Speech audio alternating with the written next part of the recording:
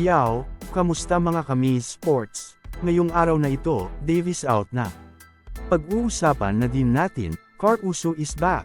Pagkatapos ngang ma-injured ni Anthony Davis sa naging laban nila kontra Miami Heat, ay sinabi nga nito sa post-game interview na positibo at optimistic siya na makakapjilaro siya next game kontra Houston Rockets. Subalit sa naging laban nga nila Rockets, ay hindi ito nakapaglaro kaya naman tinambakan nga sila dito. Kaya naman ayon nga sa mga NBA insiders na kung magpapatuloy nga na hindi makakapaglaro itong si Anthony Davis, ay paniguradong masamang balita ito para sa Los Angeles Lakers, dahil mawawalan nga ng katulong itong si LeBron James pagdating sa opensa at depensa.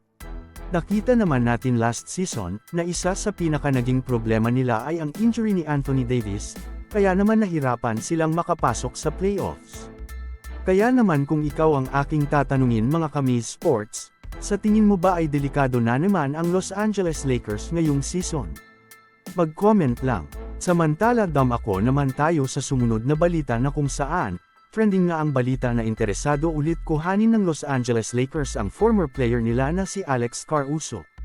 Kung titingnan nga natin ang current lineup ng Los Angeles Lakers ay makikita nga natin dito, na sobrang dami nilang assets na maaaring i-offer sa Chicago Bulls, upang makuha muli nila itong si Alex Caruso. Itong si Alex Caruso nga ay nag-a-average ngayong season ng 6.4 points, 3.9 rebounds, at 2.5 assists, 54.3% from the field, at 35.0% naman sa kanyang 3-point line.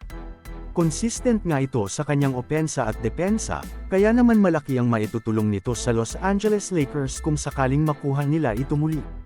Ano ang masasabi mo dito? Mag-comment lang. So, ayon lamang ang ating mabilisang balita sa araw na ito, sana ay nag-enjoy ka. Huwag mo na ding kalimutang mag-subscribe bilang pagsuporta sa ating YouTube channel.